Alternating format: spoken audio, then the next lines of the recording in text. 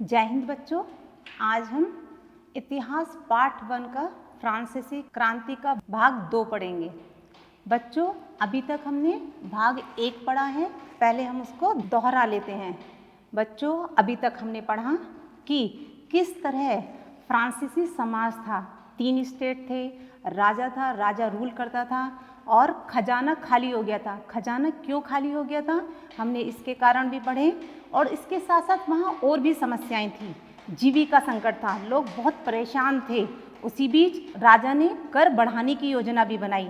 राजा ने कर बढ़ाने की योजना तो बना ली, लेकिन ये अपने आप में क्रांति को बढ़ाने का एक बहुत बड़ा कारण था, क्योंकि उस समय तक समाज जो था वो जागरूक हो चुका था। उसी समय मध्यम वर्ग उभर कर आया। मध्यम वर्ग कौन थे? मध्यम वर्ग में वो सभी लोग आते थे जो व्यापार करते थे। व्यापार करके उन्होंने पैसा कमाया। पैसा कमाने के बाद वो लोग धनी हो गए, शिक्षित हो गए, और शिक्षित होने के बाद उन्होंने दार्शनिकों के विचारों को अपनाया। उस समय के जो दार्शनिक थे, जॉन लॉक, रूसो, मॉन्टेस्क्यू, जिनका मानना था एक समान समाज की स्थापना करना।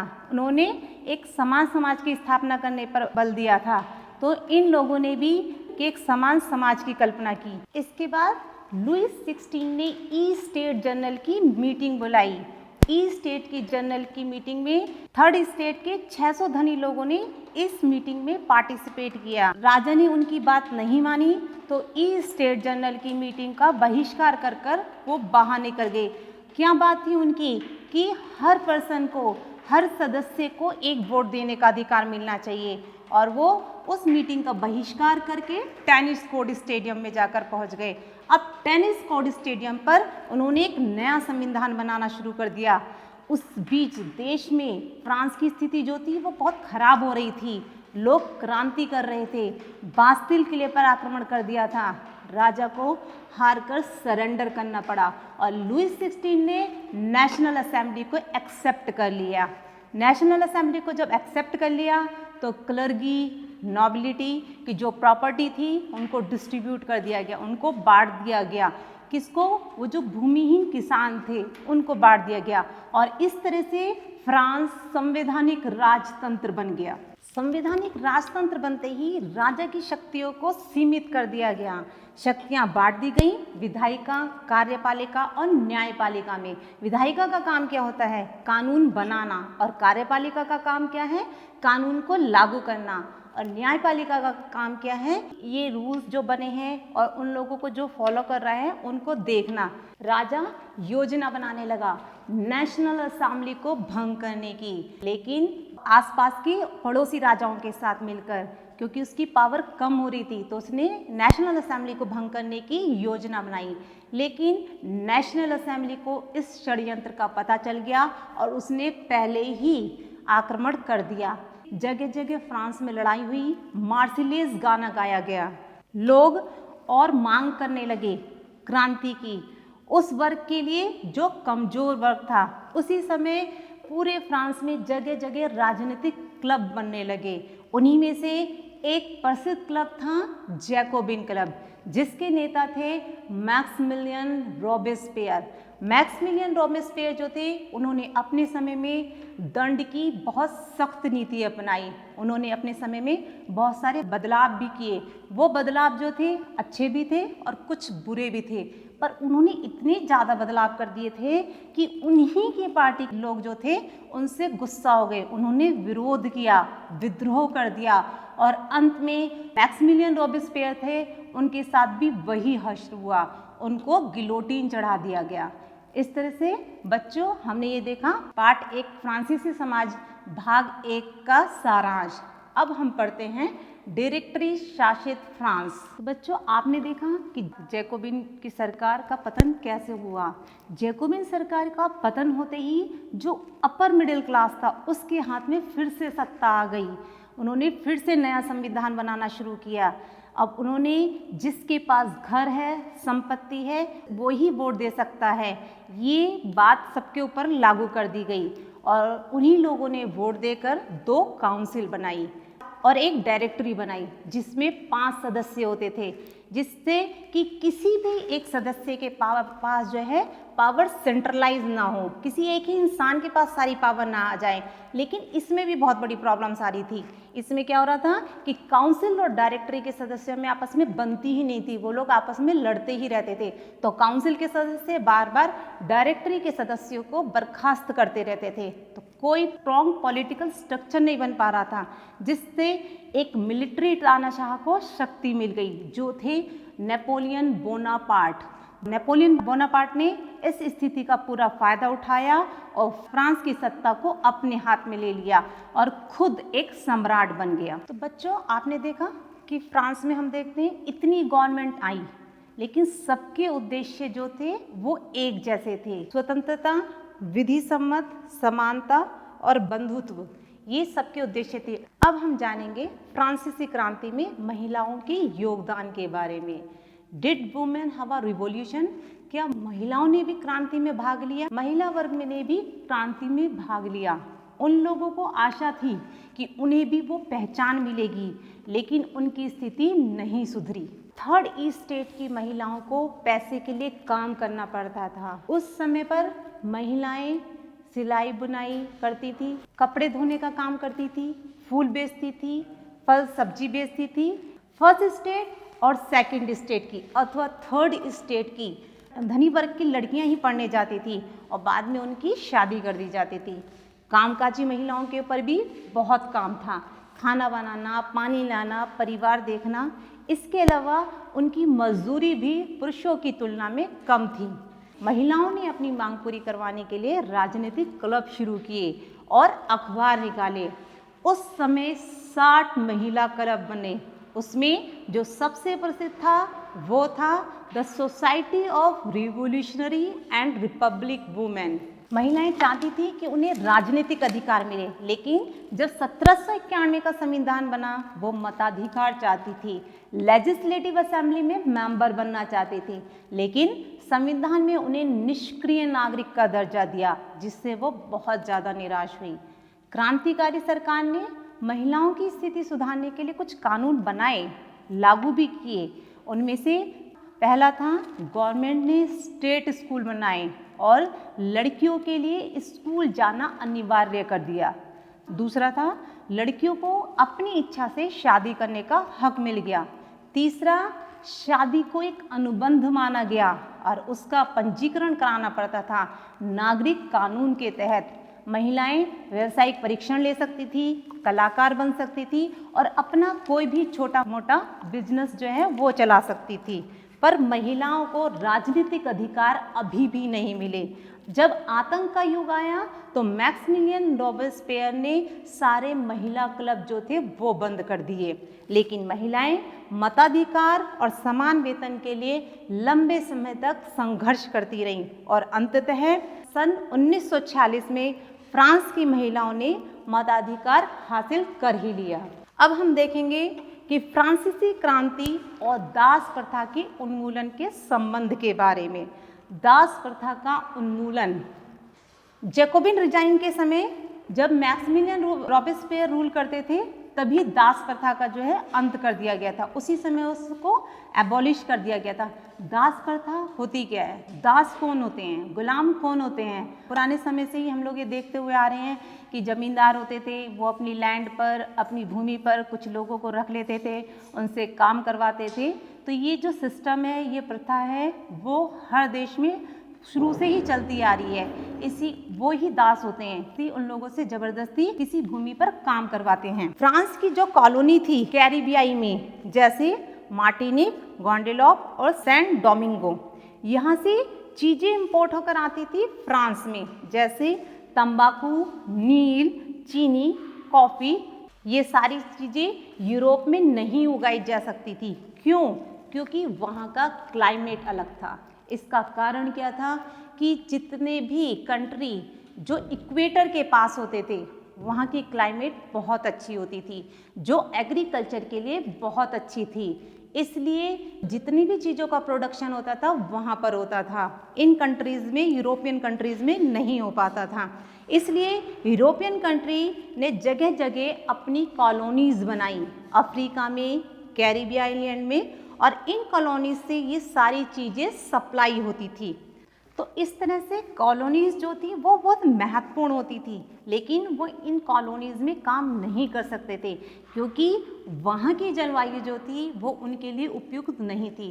इसके अलावा दूरी भी बहुत ज़्यादा होती थी, तो ये लोग क्या करते थे, वहाँ पर अपने गुलाम रख लेते थे, गुलामों को खरीदते थे और उनसे कॉलोनीज़ में काम करवाते थे। अब दास प्रथा को बढ़ावा देने के लिए एक त्रिकोणीय दास व्यापार होता था। उसमें क्या होता था, त्रिकोणीय दास व्यापार क्या है, जैसा कि आप स्लाइड्स में देख सकते हैं कि फ्रांस अफ्रीका से गुलामों को मंगवाता था। भाई अफ्रीका में लोग क्यों मिलते थे, क्योंकि वहाँ बहुत ज़्यादा गरीबी थी, तो लोग वहाँ से गुलाम बनकर जाते थे। तो फ्रांस अफ्रीका से गुलामों को खरीदता था और उनके 2 बंदरगाह थे, नेंटिस और बॉर्डेक्स। इन दोनों बंदरगाहों पर उन गुलामों को बेचा जाता था और लोग आकर यहाँ उन गुलामों को खरीदते थे। इसके कारण यहाँ का इकोनॉमिक सिस्टम, इन बंदरगाहों पर जो इकोनॉमी थी बहुत बढ़ रही थी। फिर यहाँ से फ्रांस क्या करता था, गुलामों को खरीदकर अमेरिका में जो उनकी कॉलोनीज थी वहाँ के प्लांटेशन फील्ड पर भेज देता था। उन प्लांटेशन फील्ड पर ये गुलाम जो थे फ्रांस के लिए काम करते थे। इस दास प्रथा को क्यों बंद करेंगे, उन्हें दास की ज़रूरत तो पड़ेगी। फिर नेशनल असेंबली आई, तो उसमें भी काफ़ी समय तक दास प्रथा को ख़त्म करने के लिए बहस होती रही, लेकिन उस पर भी कोई निर्णय नहीं निकला। क्यों नहीं निकला, क्योंकि नेशनल असेंबली के भी सारे सदस्य जो थे बहुत संपन्न लोग थे, उनके खुद के प्लांटेशन फील्ड थे, उनको खुद गुलामों की ज़रूरत थी, तो ये हमेशा इस पर बहस ही होती रही, इस पर कोई भी निर्णय नहीं निकला। उसके बाद नेशनल कन्वेंशन आया। नेशनल कन्वेंशन में ज़्यादातर कम समृद्ध लोग थे, जो गरीब थे, जिनके खुद के प्लांटेशन फील्ड नहीं थे। तो उन लोगों का ये कहना था, ना तो हमारे पास कोई प्लांटेशन फील्ड है, ना हमारे पास पैसा है, तो हमें गुलामों की क्या ज़रूरत है। तो इसलिए उन्होंने इस कन्वेंशन के द्वारा उस दास प्रथा को खत्म कर दिया गया। इसके बाद फिर से नेपोलियन बोनापार्ट आते हैं, उन्होंने फिर से दास प्रथा को इंट्रोड्यूस किया। क्यों किया इंट्रोड्यूस, क्योंकि वो चाहते थे कि वहाँ पर ट्रेड जो है वो खूब बढ़े, खूब फूले।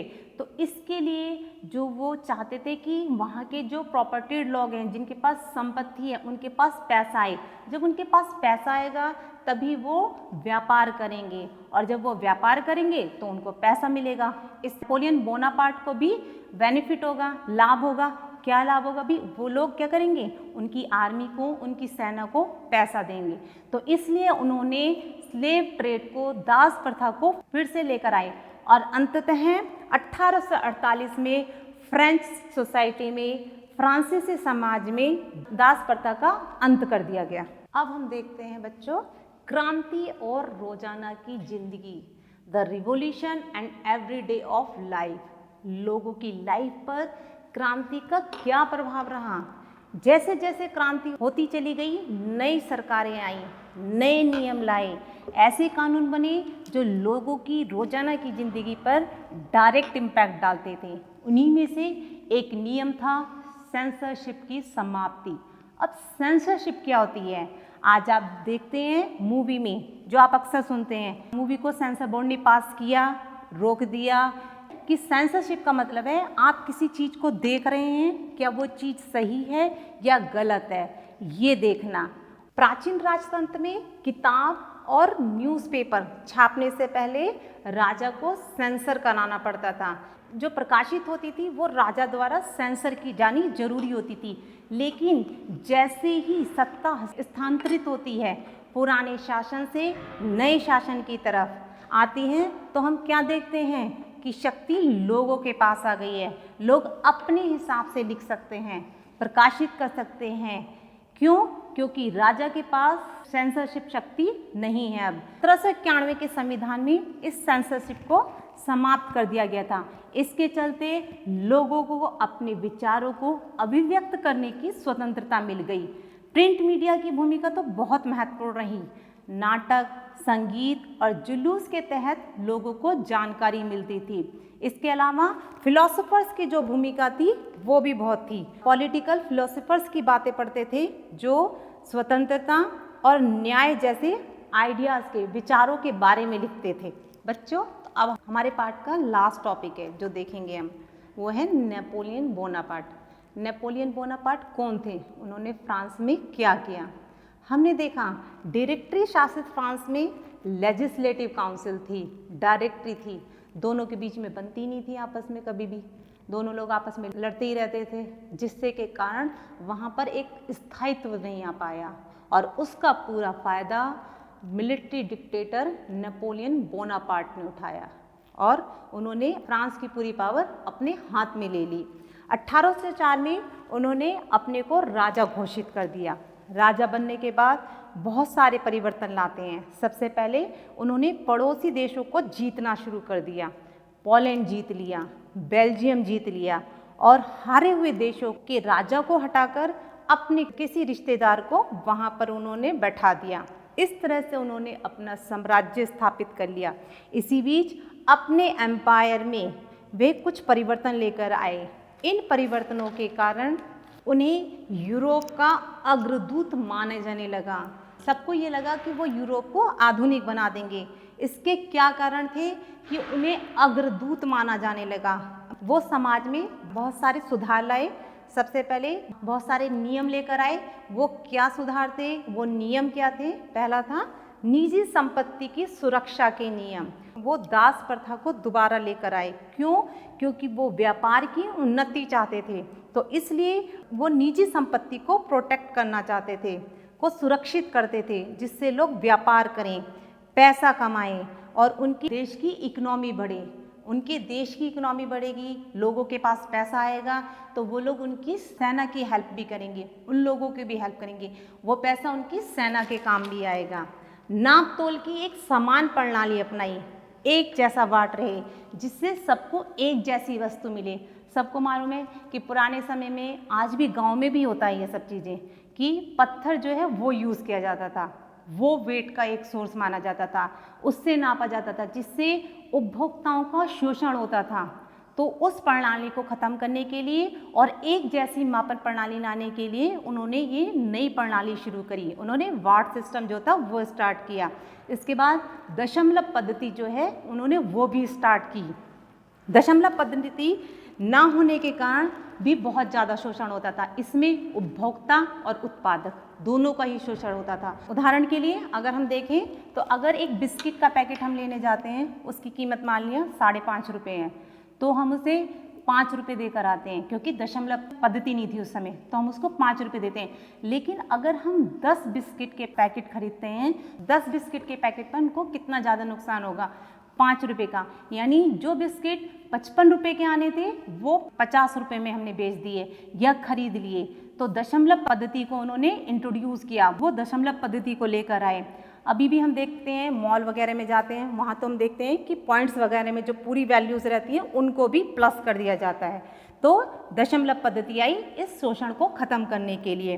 जिन लोगों ने ये माना कि ये बहुत अच्छे मॉडर्नाइज़र हैं, बहुत अच्छे अग्रदूत हैं, बाद में उन्होंने ही माना मॉडर्नाइज तो कर रहे हैं हमारी सोसाइटी को, लेकिन साथ में ये हमारी राजनीतिक स्वतंत्रता भी चली जा रही है। धीरे धीरे उनका विरोध होने लगा, उनके विरोध में फोर्सेस खड़े होने लगी और वाटरलू का युद्ध हुआ 1815 में, जिसमें वो हार जाते हैं, परंतु वो समाज में सिद्धांत लाए थे। उनका सोसाइटी में, उनका समाज में बहुत गहरा प्रभाव रहा, लोगों ने उसको अपनाया। स्वतंत्रता, लिबर्टी और डेमोक्रेटिक राइट्स का विचार फ्रांसीसी क्रांति की ही देन है। इन विचारों का भारत में भी एक गहरा महत्व है। भारत के कुछ लोग जैसे टीपू सुल्तान, राजा राम मोहन राय, इन्होंने फ्रांस के इन विचारों को बढ़ चढ़कर अपनाया। तो बच्चों, हमने देखा फ्रांस के इतिहास की राजनीतिक और सामाजिक उथल पुथल एवं आमूल परिवर्तन की अवधि थी, जो कि 1789 से 1799 तक चली। बाद में नेपोलियन बोनापार्ट ने फ्रांसीसी साम्राज्य के विस्तार द्वारा कुछ अंश तक इस क्रांति को आगे बढ़ाया। क्रांति के फलस्वरूप राजा को गद्दी से हटा दिया गया, एक गणतंत्र की स्थापना हुई, खूनी संघर्षों का दौर चला और अंततः नेपोलियन की तानाशाही स्थापित हुई, जिससे इस क्रांति के अनेक मूल्यों का पश्चिमी यूरोप में तथा उसके बाहर प्रसार हुआ। इस क्रांति ने आधुनिक इतिहास की दिशा बदल दी। 1789 की फ्रांसीसी क्रांति यूरोप के इतिहास में एक महत्वपूर्ण मील का पत्थर है। यह शासक की निरंकुशता के खिलाफ लोगों का पहला महान विद्रोह था। इसने स्वतंत्रता, समानता और बंधुत्व के विचारों को उत्पन्न किया, जिसने फ्रांस की सीमाओं को पार किया और पूरे यूरोप को प्रभावित किया। तो बच्चों, अब कुछ अभ्यास प्रश्न हैं जिन्हें आप हल करने का प्रयास कीजिएगा। प्रश्न नंबर 1, फ्रांस में महिलाओं की स्थिति पर प्रकाश डालिए। प्रश्न नंबर 2, डायरेक्टरी शासित फ्रांस क्या था, इसे क्यों हटा दिया गया। प्रश्न नंबर 3, त्रिकोणीय दास व्यापार को समझाइए। प्रश्न नंबर 4, फ्रांस की क्रांति के बाद नागरिकों के किन अधिकारों को स्वीकार किया गया। प्रश्न नंबर 5, फ्रांस में दास प्रथा पर अपने शब्दों में 2 लाइन लिखिए। प्रश्न नंबर 6, फ्रांस में अंत में महिलाओं को मताधिकार कब मिला। प्रश्न नंबर 7, फ्रांस के उन बंदरगाहों के नाम बताइए जहां दास व्यापार होता था। तो बच्चों, अब अगले वीडियो में फिर मिलेंगे। धन्यवाद।